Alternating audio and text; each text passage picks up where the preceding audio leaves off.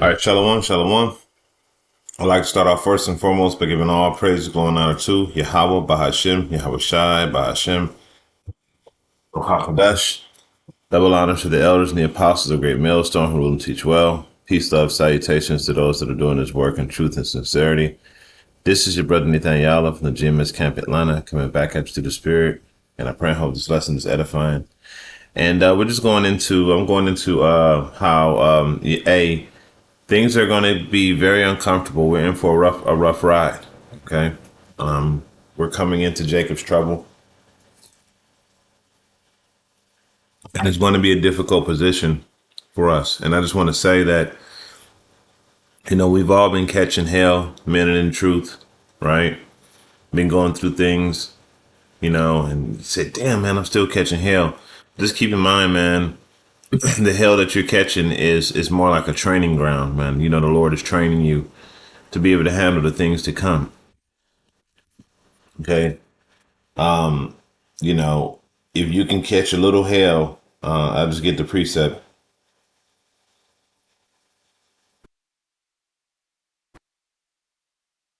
So I'm gonna go to Luke.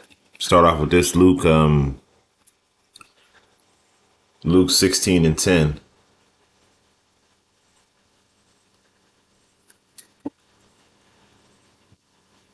And it says, whosoever can be trusted with little can also be trusted with much, and whosoever is dishonest with little will be dishonest with much. You see, so it also goes into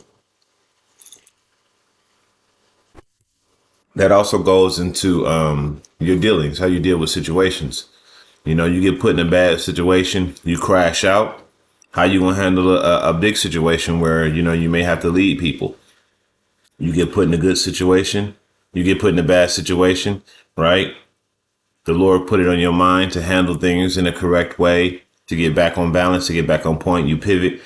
Now you understand how to handle those type of situations. So even if a large situation, a big situation comes and it's along those lines, right? You'll be able to handle it because you have experience. All right. And we have to look at the hardships that we go through as that, because some of us, through the hardships that we're going through, even if you may just be you're not an officer, you're not a captain, you're not a bishop, you're just a disciple, right? Well, the scriptures say that we're gonna move from glory to glory. Your little disciple self may have to lead a whole armada of people. You may have to be in charge of hundreds of people, maybe even thousands of people. Okay. So you have to be able to, handle that. So you have to be put in situations in order for you to be able to understand how to navigate. And I'm gonna grab another precept.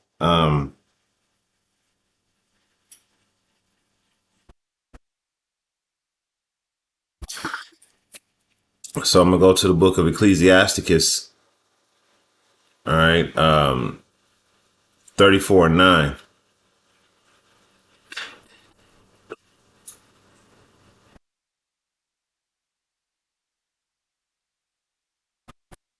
Ecclesiasticus 34:9. It says, "A man that have traveled knoweth many things, and he that hath much experience will declare wisdom." All right. So when you have a man that has gone through stuff and he was able to weather those things, right, and come out of the other side unscathed, and to be able to handle those situations with a huge degree of success, it shows you that he has experience, and he is declaring wisdom that he can handle that situation, and that wisdom become apparent because of him being able to take care of business, right? So that's the same with us when we go through things. You lose your home, right? Boom, you're homeless, you're out on the street, you're sleeping in your car now, right? But instead of bugging out, you know you focus, put your head down, you use the skills that you have, you pray to Yahweh Shem Yahweh Shai. The Lord turned that shit around, right? Now you're not homeless anymore. You got you a place. All right. situations happen with brothers, right? Sometimes things happen. It's not even in your power to change it. Like you're not even doing anything differently than what you would normally do, but things are happening differently than what they would normally happen. And you're like, what the fuck? But then you have to be able to handle these type of situations in a manner that isn't dishonorable towards you, because you could be, you know, in the right, but handle it the wrong way and you'll be wrong. You see? And there's lots of instances of that where you're in the right, you're right, but you handled the situation wrong and that made you wrong. It don't matter if you're right. The way you did it turned it into something that was wrong. Okay? So a man that's been able to successfully handle certain scenarios and situations and incidences in his life, it can be considered a man well traveled. Okay?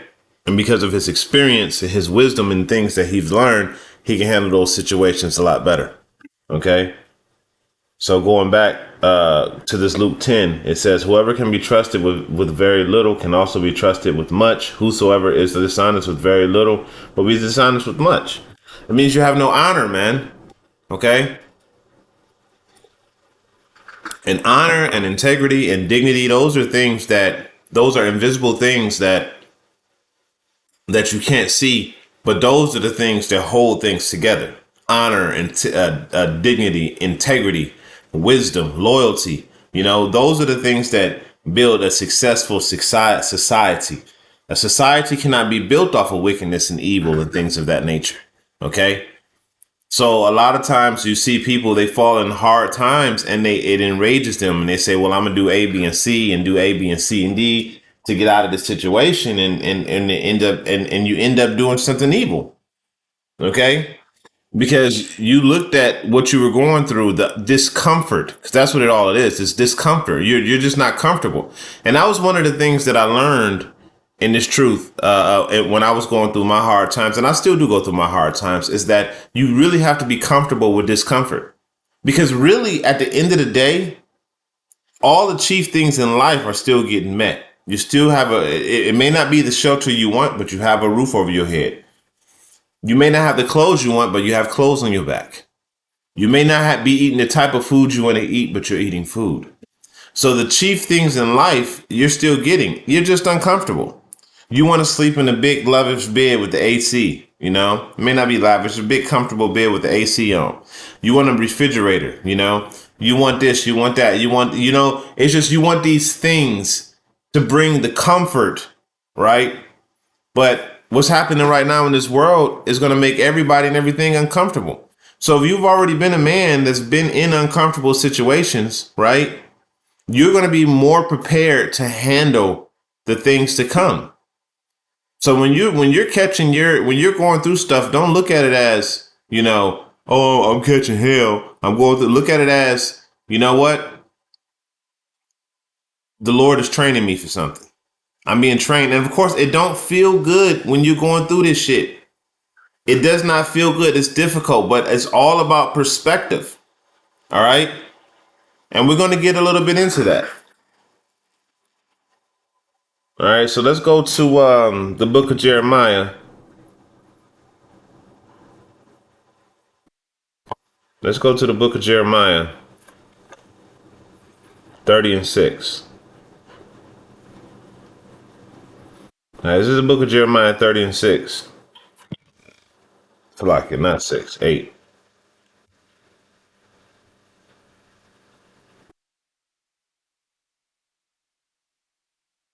Yeah, 30:7.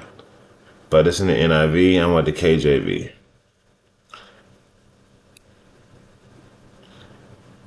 This is 30:7. Jeremiah 30:7 says, alas, for that day is great, so there is none like it. It is even the time of Jacob's trouble, but he should be saved out of it. All right. So it says that it is the time of Jacob's trouble, and he should be saved out of it. So hey, that means that you're going to be in trouble. We're going to be in a situation of distress. Okay, and we've already have been, but this is going to be like no other day. Okay. It's like you're training for the big race, and finally the big race is here, and you did all you could to prepare for it, right?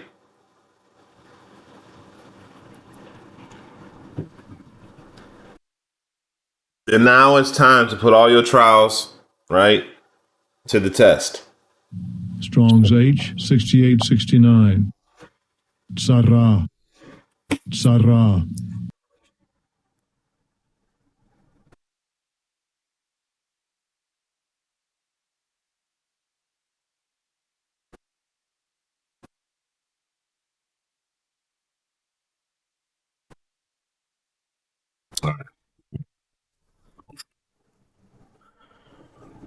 So it says stress, distress, trouble. All right. So let's go look at this word trouble.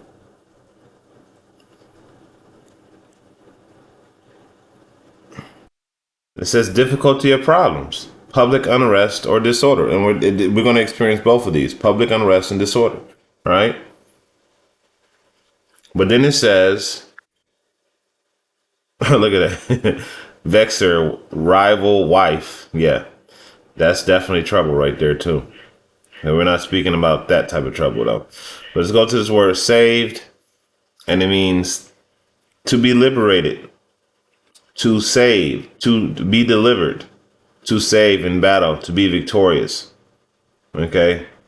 Save, deliver. So basically save. But let's go to the definition of save in the Oxford. And it says to keep safe or rescue someone or something from harm or danger. Keep and store up something, specially money, for future use. So, you can save your money. I'm going to put this money in the bank and save it for later. I'm going to save this drink for later. Then we put the cap on it. But it also means to keep safe or rescue from danger or harm. When you go into this precept right here, right, in Jacob's trouble, right, it says that we're going to be saved out of it. So we're going to be put in a place of danger or harm. Okay, and we're going to need to be saved out of it. Well, we've already been in danger and harm.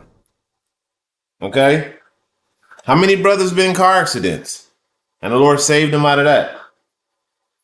There was a brother in my camp a couple years back, right? He was with some other brothers in Columbus, Georgia. I think it was Columbus, Georgia, and they tire broke tire. I think they had a flat tire. They got a flat tire or whatever, and they walked from one car to another car because some other brothers came to help them, and they walked from one car to another car. I believe this is how the story went, and a truck veered off the road and hit the car that they just walked from, and they barely escaped that shit. Like, it was literally, if they would have stayed there, one or two of them probably would have either got severely hurt or died. Okay, so the Lord saved them from a place of danger. So that's been happening to us now. You know, we're in danger right now, but this danger that we're going into is going to be a whole nother level danger.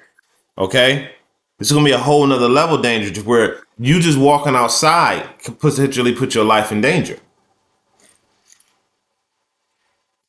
Okay, you may be in a situation where you don't have a home. Well, you didn't have a home before, right? But this time you have to navigate through a wilderness type area, right? And you got people with you that you need to guide. Before you did it by yourself, before you guided yourself through the stuff and you made it through all right. But now you got people with you, right? That you have to steer around, that you have to guide, that you have to look out for. Well, that experience of you being in that homeless situation taught you how to be able to deal with people based off of your own situation, right? You've been in situations where you know food is scarce, so you learn how to ration food out in a manner that made it to where you and everybody could get fed.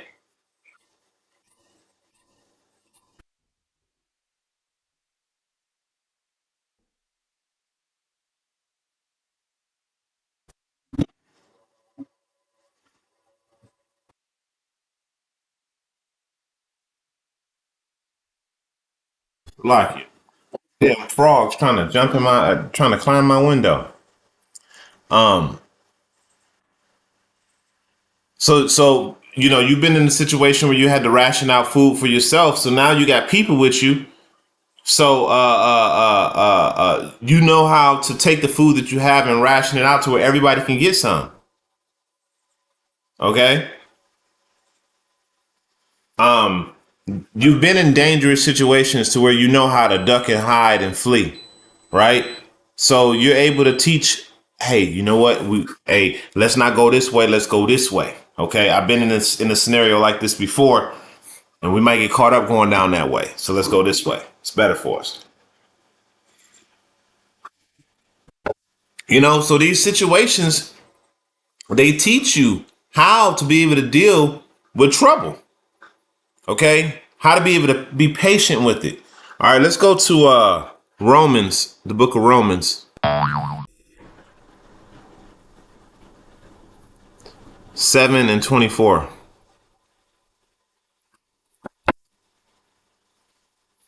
You know what? That's not what I wanted.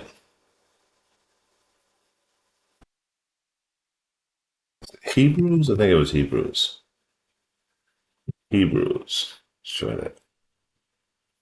And we're going to probably come back to this scripture too. Hebrews 11 and 6.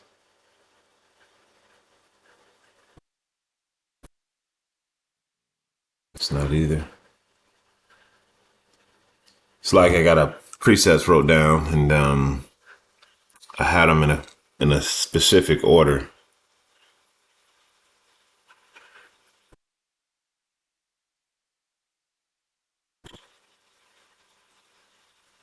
Yeah, here it is right here. I'm going to start at James 1 and 2. It says, my brethren, count it all joy you fell into diverse temptations. Hey, count it all joy that this stuff didn't happen to you, bro. Like, we be having the wrong perspective on hard times, okay? Because I know now, with all the stuff that I've been through, this scripture right here in verse 3 has actually come to light for me. Because it's like, shit, hey, it is what it is, This is James 1 and 3. It says, knowing this, that the trying of your faith worketh patience. And it's crazy to you because you be like, man, the trying of your faith worketh patience. Yes, because there's nothing you can do to change what the Lord is putting you through. Absolutely nothing. So guess what? The only thing you can do is either accept it and go through it and become stronger because of it, or you can break. Those are the only two things that can happen. Either you can become stronger, come out the other side, or you're going to fold. All right. And then guess what? If you come out the other side, you can deal with other situations. You know what I'm saying? This is like ridiculous. It's just Satan. It's like you. You can deal with it. You can come out on the other side, man. Okay? Stronger than what you was before. And now when another situation comes about that's remotely similar to that one, you know how to handle it. You've worked patience. You've learned how to suffer. Let's go into that word patience. Okay? Let's go into that word patience real quick. And it's in the Greek word Strong's G 5281. Upamane. hupomene, Upamane. and it says steadfast, consistent endurance, patiently and steadfastly, patient, steadfast, waiting, patient, enduring, persevering. Okay, so patience, it basically means to suffer and wait. Okay, it's not saying it directly, but it's saying it. Okay, and see, let's look it up. Let's go here. Let's go to Google. Let's look it up. And it says a person. Uh, no, we're not looking for Esau. This damn devil.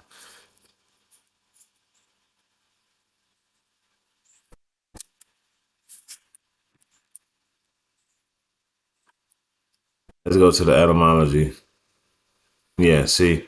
The word patient derives from the Latin verb patur, which means to suffer or endure. All right. So when you go into the word patient, right, and they say, oh, that's my patient, that means that person is suffering and enduring. All right. So let's get out of there. All right. So let's continue on.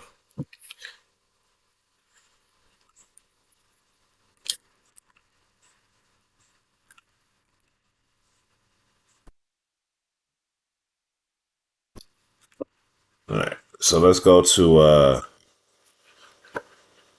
First Peter.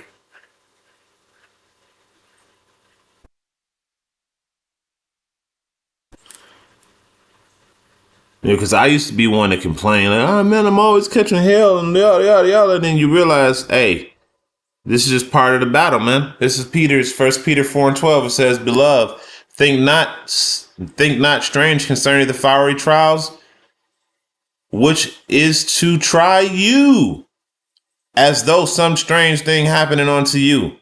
Basically saying, man, get the fuck out of here. Excuse my French. Get out of here.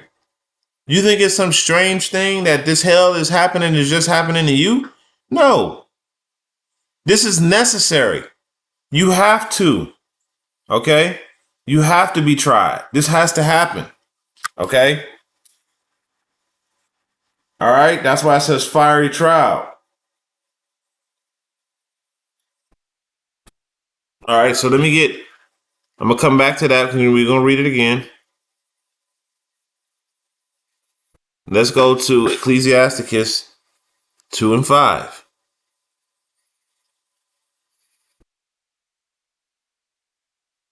This is Ecclesiasticus 2 and 5. It says, I'm going to start at verse 4. It says, whatever is brought upon thee, take cheerfully.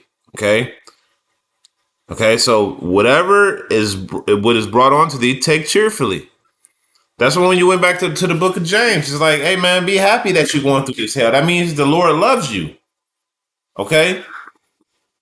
And you may say to yourself, man, I'm loved and I'm going through hell. Yes, my mans, because the Lord is giving you something way more valuable than gold and silver and costly array and worldly things. What is he giving you? You say wisdom. And wisdom is only gained through experience. I mean, the Lord can just give you a straight download of wisdom like he did Solomon, but that's not how it's working nowadays. You got to work for the wisdom and the Lord will give it to you. Okay? Wisdom. So when you go through things, you learn how to handle situations with wisdom. That's why we brought out that Ecclesiasticus, you know what I'm saying, 30 and 9. I believe it was. All right. So it says, for gold is tried in the fire, and acceptable men in the fires of adversity. Right. So you're supposed to be patient when you change into a lower state. When all of a sudden, all the things you worked for is taken from you because the Lord ain't forsaking you. Hey, the men of the Lord, man, the Lord, he has to keep us meek. He has to keep us humble. I mean, it is what it is. He has to keep us meek. He has to keep us humble. So, you know, we can't be becoming super successful and getting all the things of the world and still proclaiming to be men of the Lord. Now, the Lord may throw some of us a bone and give us some type of substance, but for the most part, you ain't getting it like that. You just not. It just don't work like that. But in retrospect, things work differently for you than they do for the average people. The average person may lose everything, their family, everything that they got. You, the Lord only gonna let you fall to a certain point, and that's it. But he might let you fall all the way down to the bottom. But really, the Lord gonna protect his men. But for that same person that the Lord has let fall all the way down to the bottom, right? That same person, he'll allow that person to get all the worldly stuff too. Okay. So, and it says acceptable men. All right, acceptable men. All men ain't accepted. All men ain't accepted. Acceptable men are tried. Oh yeah, this is quality right here. Let me go ahead and and purify this thing. Okay. You find an acceptable piece of gold. It got dirt on it, but this thing got potential, right? What do? You put the heat on it. All right. And there's many different types of heat. It ain't just fire. Adversity is creating some heat, man. So you got to realize, like, when you're going through adverse things, you're being prepared for something. Okay. You are definitely being prepared. All right. So let's go back to that First Peter again. That First Peter 4:12. It says, "Behold, beloved, think it not some strange thing concerning the fiery trial, which is to you, as some strange thing happened unto you." It's not. Hey, you go through things, but hey, this is just what the men of the Lord have to go through, man. All right. But trust and believe there's a reason behind it. All right. That's going to help you later on. We're all not going to be in the same position that we once was. All right. We move from glory to glory. The Lord may have the lowest of the man in the top position in the time to come, because the Lord may have put something in that man that's necessary for the new terrain that we're going to have to go through. And the one man may have been in a position to teach and educate and train, right? And the other man may be in a position, more battle ready, more battle hardened, and things of that nature.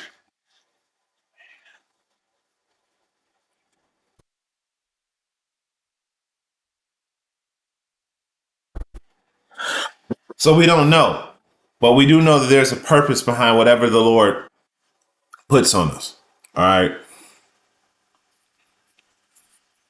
Let's see.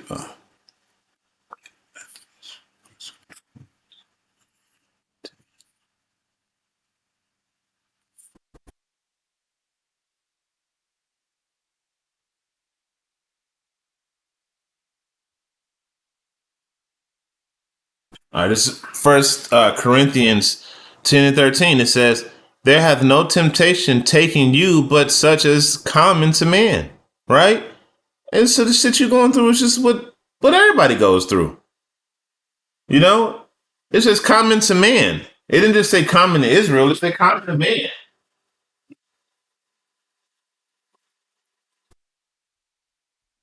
Okay. And it says, but Yahweh is faithful. Okay. The Lord is faithful. And he says, who will not suffer you to be tempted above that you are able. He's going to give you just enough to press you to the wire, but not too much to break you. Just enough to bring out the best in you. Just enough to purge whatever's in you out of you, but not enough to break you. Okay. But with the temptation also will make a way to escape, that you may be able to bear it. Okay. So whatever it is that you're going through, whatever it is that the Lord put on you, he's created a way for you to bear it and escape it. All right. But like I said before, and I'll say it again, it's uncomfortable. That's the part that you have to be able to deal with, is being uncomfortable, being in those hard situations. Okay. That's where the wisdom, knowledge, and understanding of things has to come into play. Okay. Because once you have the wisdom, knowledge, and understanding through the experience, right? Once you have the wisdom and knowledge and understanding through the experience, now, right now, you can handle harder situations. Okay, you can deal with situations. Even know how to avoid certain situations, because you can see the signs of things before they happen. Oh, I remember last time, I started seeing these signs. This is what transpired. So let me pivot this way. Okay. So,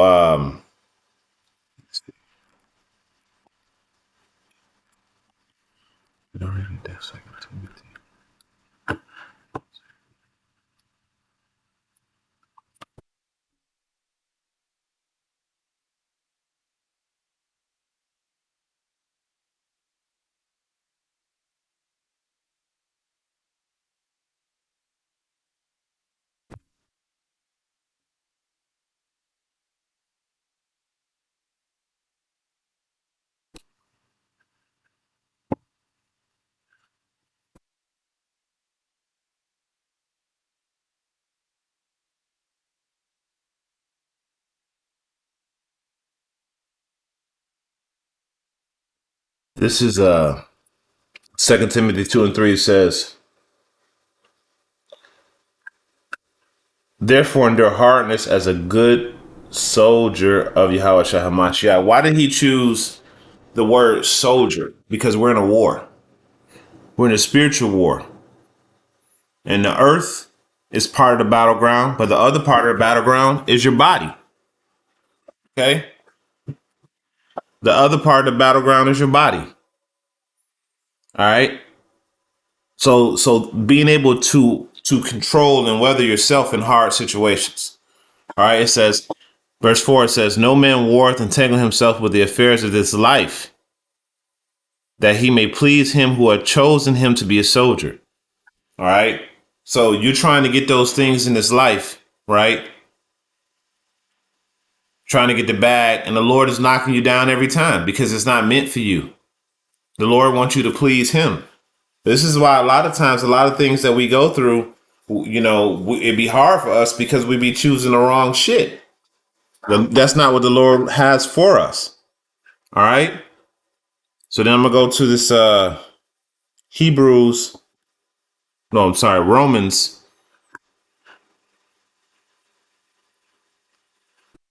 7 and 24. Right here. It says, verse 23, it says, but I see another law warring in my members. I see another law in my members warring against the law of my mind, bringing me into the captivity of sin, which is in my members. And that's talking about this body. Okay. So this body that we're in is also warring. So we got the world that we're warring with and the war within ourselves. You see, this is why the angels look upon us and marvel, because we got a lot of shit that we got to deal with. Okay.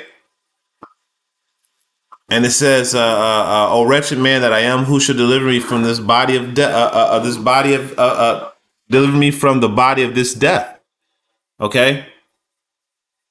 A bad situation happened to you in the outside world.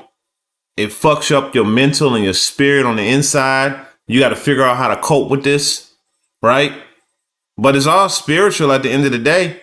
But you're internalizing it through the flesh. You being absorbed is coming into your spirit through the flesh. So you have to get past the flesh. So the world caused it to happen. It came to you through your flesh, and now you have to spiritually discern something that happened in the flesh. You see what I'm saying? Like that's a battle, man. That's a battle. But really, the only way to be able to battle with something like that is to learn how to accept things that make you uncomfortable. Learn how to accept things that frustrate you. Learn how to not get taken out of the box when things happen to you that are out of your power. Okay? And all those things are spiritual because the flesh wants you to do other things that you ain't got no business. All right? However, when you conquer that, when you're able to conquer these things, right? Then you've gained a lot of strength. Salakia. All right, so let's move on to these next couple of scriptures so we can go ahead and close out. I think I brought this out already, but I'm going to bring it out again. This is James, the book of James 1 and 3, because I wanted to get back into faith because this all, we're going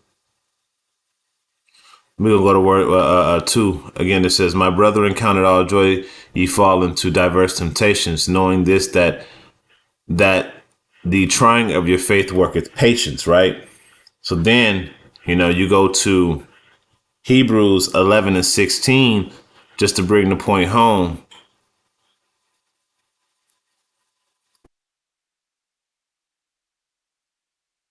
11 and 16, and it reads,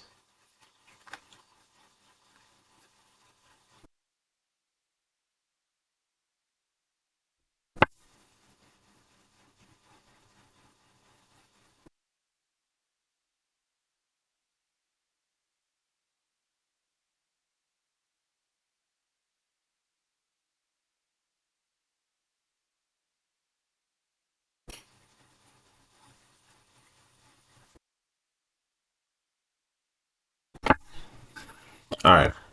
So we're just gonna go ahead and go through this. It says, by faith.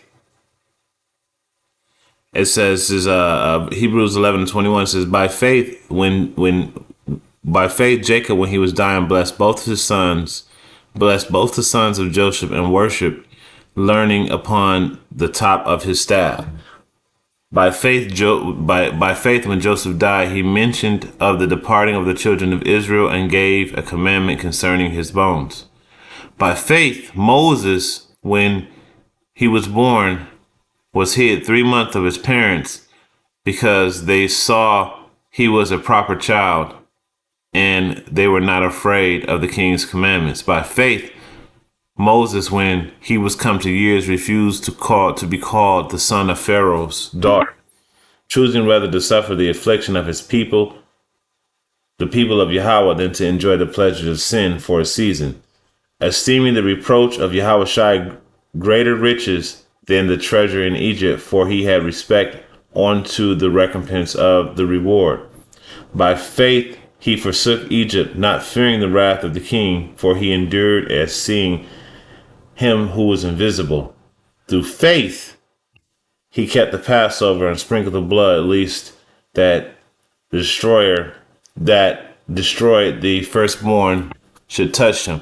By faith they passed through the Red Sea and by dry land, and the Egyptians saying, to do we are drowned. By faith the walls of Jericho went down after they were compassed about 7 days. By faith the harlot Rahab perished not by them that believe not, when she received the spices with peace.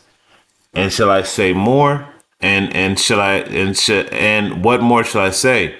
For the time will fail me to tell Gideon and of Barak and of Samson and of Jephthah, I can't pronounce his name, Jephthah of David also, and Samuel also the prophets.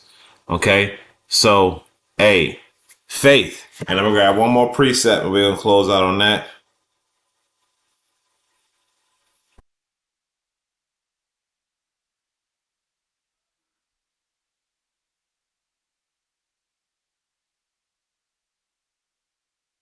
And this is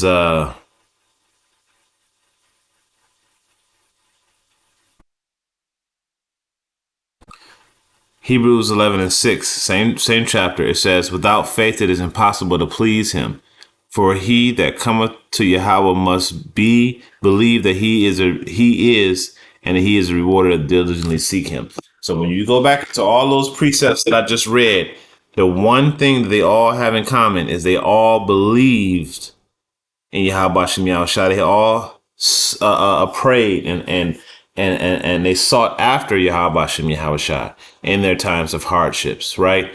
And man, that was some hard ass times. If you really read these stories, these were some hard times, right? But what did they do? They believed in Yahweh Shem Yahushua despite the fact that they were uncomfortable. And guess what happened in the end? They were delivered from their hardships, okay? So the key factor in this is your faith.